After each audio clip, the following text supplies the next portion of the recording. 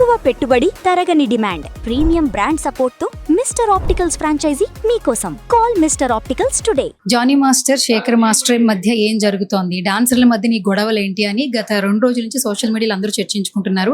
But Johnny master పేరు రాగానే కస్తూరి గారు బయటకు వస్తూ ఉంటారు, డాన్సర్. సో ఆయనకి జానీ మాస్టర్ టైంలో ఎన్నో ఇష్యూస్ వస్తున్న టైంలో కూడా వన్ స్టాండ్ తీసుకుని ప్రతి ఒక్క స్టూడియోకి వెళ్ళి ఏం జరుగుతుందో ఎక్స్ప్లెయిన్ చేస్తుంది. అండ్ ఇక్కడ కూడా ఇప్పుడు మనకి ప్రెస్ మీట్ లో కూడా ఆవిడ కూడా పార్టిసిపేట్ చేస్తారు. అసలు ఏం జరుగుతుందో ఆవిడ మాటలో తెలుసుకుందాం. సో మీరు ఎప్పుడు చూసినా జానీ మాస్టర్ అనగానే ఫస్ట్ ముందు ఉంటున్నారు కాబట్టి, సుమలత గారు అన్న కూడా వెనకాల ఉంటున్నారు కాబట్టి ఈ రోజు ప్రెస్ మీట్ లో కూడా పాల్గొన్నారు. అసలు ఏం జరుగుతుంది, గొడవలు ఏంటి, అసలు డాన్సర్ల మధ్య ఒక్కసారిగా ఈ జరుగుతున్నటువంటి ఈ సంభాషణలు ఏ విధంగా చూడాలి? అంటే యాక్చువల్లీ ఏంటంటే జానీ మాస్టర్కి శేఖర్ మాస్టర్కి వచ్చే గొడవ అయితే కాదు, ఇది మాస్టర్కి గొడవ కాదు. కొంతమంది సభ్యులు మా దాంట్లో రాజీనామా చేయాల్సి వచ్చింది. అంటే వాళ్ళ ఇష్టంగా వాళ్ళు రాజీనామా చేసుకున్నారు.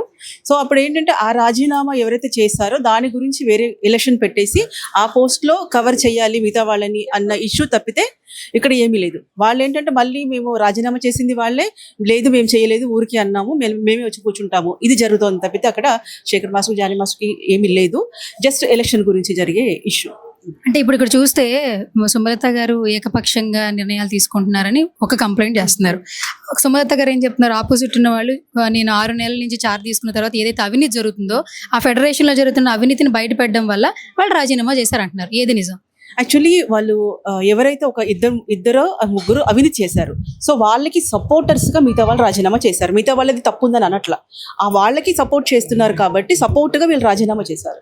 సో దాని గురించి మళ్ళీ ఎలక్షన్ పెడుతున్నారు తప్పితే అక్కడ ఏకపక్షంగా నిర్ణయాలు తీసుకోవాలి అంటే తీసుకుంది అంటే చెప్పాలి కదా.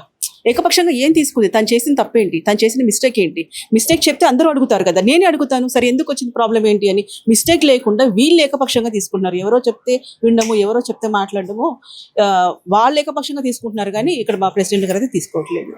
అయితే మొత్తానికి ఈ గొడవలని సద్దుగుమణిగిని అంటారా? అంటే కేవలం సభ్యత్వానికి సంబంధించి ఫెడరేషన్ లో జరిగినటువంటి గొడవలకు సంబంధించి మాత్రమే ఇవి జరుగుతున్నాయి కానీ జానీ మాస్టర్కి శేఖర్ మాస్టర్కి ఎలాంటి గొడవలు లేవంటారు? గొడవలు లేవు. ఇక్కడ గమనించాల్సింది అందరూ కూడా ఏంటంటే రాజీనామా ఎందుకు చేయాల్సి వచ్చింది, ఎందుకు చేశారు, మళ్ళీ ఇప్పుడు మా పోస్ట్ మాకు కావాలి అంటున్నారు. అంటే తమాషా కాదు కదా, ఇదొక సంస్థ నడుచుకుంటూ వెళ్ళాలి, అందరూ ముందుకు వెళ్ళాలి అనుకుంటే రాజీనామా వాళ్ళే చేస్తారు, మేము చేయలేదని వాళ్ళే అంటారు, మళ్ళీ పోటీ మేమే చేస్తానంటారు, మళ్ళీ ఎలక్షన్ పెట్టొద్దు అంటారు, ఓట్లు వేసే వాళ్ళని నెయ్యని ఎట్లా. ఇప్పుడు గమనించాలి ఇక్కడ అందరూ కూడా ఎవరు ఆపుతున్నారు, ఎవరిని ఆపేది వీళ్ళని ఎవరు ఆపట్లేదు. వాళ్ళు ఎందుకు రాజీనామా చేసింది వాళ్ళే, మళ్ళీ కావాలని చెప్పేది వాళ్ళే. సరే అలాంటప్పుడు ఏమన్నారు, సరే ఒక లెటర్ పెట్టండి, లెటర్ పెట్టేసుకుని మళ్ళీ మీ పోస్ట్ మీరు కూర్చోవచ్చు అంటే అలా లెటర్ కూడా ఇవ్వట్లేదు. ఏది వాళ్ళు చేయకుండా వీళ్ళు చేసే పనులకు అడ్డు కల్పిస్తున్నారు తప్పితే అక్కడ వేరే ఇంకొకటి లేదు. మరి నిన్న సోషల్ మీడియా చూస్తే ఈ బిల్డింగ్ మొత్తం పైనుంచి కింద దాకా అందరూ గొడవ పడ్డము, ఒకరికొకరు అరుచుకోవడం గట్టిగా, ఇవన్నీ చూస్తుంటే ఏదో జరుగుతుంది అని చెప్పి బయట చాలా రకాలుగా మాట్లాడేసుకుంటున్నారు. ఇన్ని రోజులు వచ్చిన ఫేమ్ కూడా ప్రతి ఒక్కరు మాట్లాడుకునేలాగా వచ్చింది. లేదు, శేఖర్ మాస్టర్ విషయంలో నిన్న అంటే శేఖర్ మాస్టర్ గురించి నాకు ఇంకా బాగా తెలుసు, అందరికంటే కూడా నాకు శేఖర్ మాస్టర్ గురించి తెలుసు. సో అతనికి ఏంటంటే తను మిస్గైడ్ చేస్తున్నారు. తనని ఏంటంటే తనకి ప్రాబ్లం అసలు ఏమైంది ఏంటి పిన్ టు పిన్ స్టార్టింగ్ నుంచి ఎండింగ్ వరకు తనకి తెలియకపోవడం వల్ల ఏదో జరిగిపోతుంది, ఫెడరేషన్ వాళ్ళని మాకు ఫెడరేషన్ లేకపోతే ఇబ్బంది అవుతుంది, ఫెడరేషన్ ఆధ్వర్యంలో జరగాలి అని తను ఫైట్ చేశాడు తప్పితే వీళ్ళు కరెక్ట్, వీళ్ళు మోసం చేయలేదు, వీళ్ళు తప్పు చేయలేదు అని ఫైట్ చేయాల. ఫెడరేషన్ వాళ్ళు ఉంటే వాళ్ళ ఆధ్వర్యంలో ఉంటే ఎప్పుడు అలాగే వెళ్ళాం కదా, అలాగే వెళ్తే బాగుంటుంది అని తన వాదన. అయితే ఇప్పుడు ఈ ప్రెస్ మీట్ సంబంధించి ఏం క్లారిటీ వచ్చిందని మీరు అనుకుంటున్నారు?